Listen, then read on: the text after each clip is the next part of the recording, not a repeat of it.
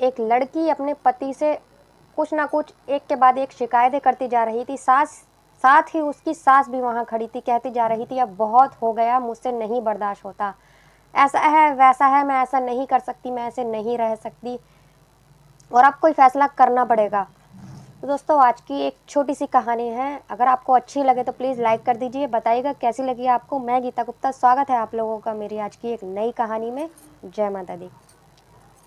एक लड़की होती है दोस्तों, अनु होती है, उसके पति का नाम, जिससे वो शादी करती है उसके पति का नाम होता है सुमित। लड़की जो होती है गांव की होती है, वहाँ का रहन सहन, जहाँ पे लड़का भी गांव का ही होता है, लड़की भी गांव की होती है, वहाँ का रहन सहन कुछ ऐसा होता है कि लड़कियों को पाबंदी में रखा जाता है, उन्हें आज़ादी नहीं दी जाती, ज़्यादा पढ़ने लिखने नहीं दिया जाता, उन्हें नौकरी करने नहीं दिया जा सकता, ऐसा ही होता है।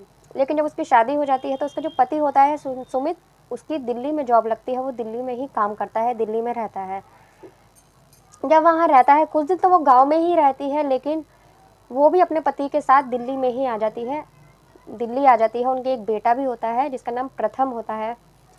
वहाँ जब आ जाती है तो वहाँ रहने लगती है। जब वो आई होती है तो उसे दिल्ली का रहन सहन बहुत अजीब लगता है, क्योंकि जहाँ वो रही थी, गांव से बिलोंग करती थी, तो वहाँ बहुत ज़्यादा कपड़े पहनने से लेकर घूमने फिरने तक बहुत ज़्यादा पाबंदियाँ थी, जो कि दिल्ली में उसे सब कुछ बहुत अजीब लग रहा था। लेकिन जो भी था, जैसा भी था, उसे ये सब बहुत अच्छा लगता था। धीरे धीरे वो वहाँ वहाँ के रहन सहन में एडजस्ट करने लगी, वहाँ सही रहने लगी। वो प्रथम जब नौकरी, वो उसका पति सुमित नौकरी करता था, तो वो अपने पति से बोलती है कि मुझे भी नौकरी करनी है, तो पास के स्कूल में नौकरी की बात करके आती है। तो सुमित तैयार हो जाता है और वो पास की स्कूल में ही नौकरी करने लगती है। उसका जो बेटा था प्रथम, वो किसी और स्कूल में था। वो सुबह घर का काम ख़त्म कर कर स्कूल जाती थी, बेटे को स्कूल छोड़कर अपने स्कूल जाती थी। वहाँ से जब आती थी तो बेटे को अपने साथ लेकर आती थी, और दोपहर में जब घर आकर आराम करती थी, शाम को जब उसके पति ऑफिस से आ जाते थे सुमित, तो शाम को साथ में डिनर करते थे तीनों, और फिर सैर के लिए निकल जाया करते थे पार्क में। सैर कर कर घर आया करते थे, फिर अपना सो के सुबह दूसरे दिन यही रूटीन उनकी थी। ऐसे ही कुछ दिन रहे। कुछ दिन बाद पता लगा कि जो सुमित की माँ है, जो अनु की सास थी, वो वहाँ से आ रही है। जब वो वहाँ से आती है, आने के बाद वहाँ आती है, जब वहाँ रहने लगती है तो उसे बहुत अजीब लगता है। 2-3 दिन तो वो शांत रहती है, लेकिन 2-3 दिन के बाद वो अपना बोलने लगती है, सुनाने लगती है अपने बेटे को, तुझे क्या ज़रूरत थी इसको नौकरी करवाने की, और ये नौकरी करती है, क्या घर में नहीं रह सकती, तेरे तेरे पैसे से क्या पूर्ति नहीं होती है, यही सब बोलने लगती है। लेकिन वो कुछ नहीं बोलता। वो कहता है शाम को आकर बात करूँगा, यही सोचकर चला जाता है। और ऐसे ही चलता रहता है। वो अपना स्कूल जाती है जॉब करने के लिए, लेकिन सास कुछ ना कुछ बोलती रहती थी अन्नू को। एक दिन की बात है, वो स्कूल जाती है, स्कूल में थोड़ा लेट हो जाती है, तो उसकी एक फ्रेंड होती है अनीता, वो उसको बोलती है कि क्या तुम इसे घर पर छोड़ दोगी, मैं थोड़ा सा लेट हो जाऊँगी, घर पर माँ जी होंगी मेरी सास, उनके पास छोड़ देना। तो वो ऐसा ही करती है, जाकर प्रथम को उसकी दादी के पास छोड़ देती है। छोड़ने के बाद में जब 1 घंटे बाद वो अनु घर आती है, तो देखती है वो दरवाजे पर होती है, तो उसकी जो माँ होती है, सास होती है, वो उसको, अब उसके बेटे को बोल रही होती है कि तू अपनी माँ को बोल नौकरी छोड़ने को, अगर तू उसको ऐसे बोलेगा वो नौकरी छोड़ देगी, तो तू घर आएगा तो तेरी मम्मी तेरे को घर पर ही मिलेगी और तेरे को गरम गरम खाना मिलेगा, अपने हाथों से खिलाएगी। तो तू अपनी मम्मी को बोलियो, रोने लगी हो और बोलियो कि वो नौकरी छोड़ देगी। यह सुनकर वो कुछ नहीं बोलती और ऐसा सोचती है कि मैंने कुछ नहीं सुना, अंदर आ जाती है। लेकिन उसे ये बात बर्दाश्त नहीं होती। वो अपने बेटे की वजह से कुछ नहीं बोलती कि बेटे के सामने कुछ बोलना अच्छा नहीं रहेगा। ऐसे ही निकलता रहता है। तो रोज़ जब शाम को उनके सैर का टाइम होता है, तो उसकी माँ, जो सास जो होती है, पेट दर्द का बहाना कर देती है और उनका सैर पे जाना भी बंद कर देती है। अब दोनों का, पति पत्नी का अकेले रहना, बातचीत करना दोनों का जैसे बंद हो चुका था। रात को उसकी सेवा कर कर, उसके हाथ पैर दबाकर जब वो कमरे में जाया करती थी, तब तक सुमित सो चुका होता है। तो दोनों का एक दूसरे से बात करना भी यहाँ तक कि बंद हो चुका था। उसके बेटे का बर्थडे आता है, बर्थडे मनाते हैं।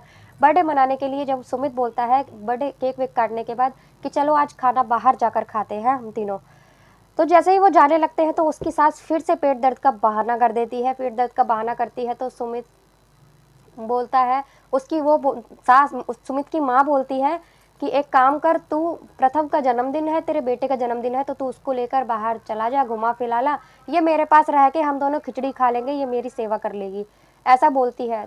फिर अन्नू बोलती है माँ के साथ रहो, मैं अपने बेटे को लेकर घुमा फिरा लाती हूँ, तुम माँ जी के साथ रहकर यहाँ खिचड़ी खा लेना। तो वो अपने बेटे के साथ जाती है, एंजॉय करते हैं दोनों माँ बेटे। इधर जब सुमित को अकेला देखकर उसकी माँ उल्टा सीधा अन्नू के खिलाफ उसको भड़काने लगती है। जब सुमित आता है तो अन्नू को बोलता है कि ऐसी ऐसी बात है, तो फिर अन्नू का सब्र का बांध टूट जाता है और अन्नू बोलने लगती है कि ऐसा है वैसा है, मेरी नौकरी करने से इनको इतनी तकलीफ है और ये मेरे बेटे को उल्टी सीधी बातें सिखाती हैं।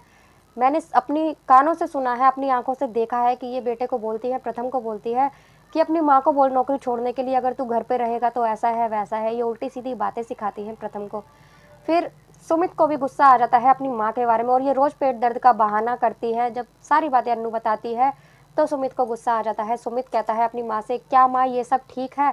तो उसकी माँ चुप रहती है और फिर थोड़ी देर बाद बोलती है कि तेरे को इसको नौकरी करवाने की क्या ज़रूरत है, तू एक काम कर, इसे मेरे साथ गाँव भेज दे, मैं अकेली रहती हूँ, ये है वो है, यहाँ पे भी मैं बोर होती रहती हूँ, तो खुद नौकरी कर और इसकी नौकरी छुड़वा दे, मेरे साथ रहेगी, मेरी सेवा करेगी घर में, मेरा मन नहीं लगता है। तो उसको गुस्सा आ जाता है, तो कहता है माँ ये नौकरी कर रही है तो मेरी मर्जी से कर रही है, और अगर इसमें क्या हर्ज है, ये नौकरी कर रही है, घर में एक आध काम में मैं इसका हाथ बटा देता हूँ, तो इसमें कोई बुराई वाली बात तो नहीं है। और अगर तुम्हारा मन नहीं लगता है तो सत्संग जाया करो, मंदिर जाया करो, प्रथम का ध्यान रखा करो घर पर, लेकिन मेरे बेटे को कोई उल्टी सीधी बातें ना सिखाया करो। वो अपनी माँ पर भड़क उठता है बहुत डांटने के बाद। और जो अन्नू अपने पति की तरफ देख रही थी और उसको अंदर ही अंदर थैंक यू बोल रही थी कि उसने उसका सपोर्ट किया, उसकी बात समझी और उसकी तरफ बोल रहा है। और अब तक माँ भी समझ चुकी थी कि मेरा चुप रहना ही अच्छा होगा, मैं दखल ना दूँ इनकी ज़िंदगी में, माँ समझ चुकी थी। तो एक परिवार में किसी का दखल देना भी परिवार को तोड़ देता है। वो तो सुमित समझदार था जो समझ गया बात को और उसने सिचुएशन को वहीं की वहीं संभाल लिया। नहीं तो दोनों अलग हो सकते थे माँ के इस बिहेवियर से। माँ जैसे उन दोनों को अलग करना चाहती थी तो वो अलग हो सकते थे। दोस्तों आज की कहानी यही थी, अगर आपको अच्छी लगी तो बताना। मिलते हैं अगले किसी वीडियो में एक नई कहानी के साथ, तक के लिए बाय बाय, जय माता दी।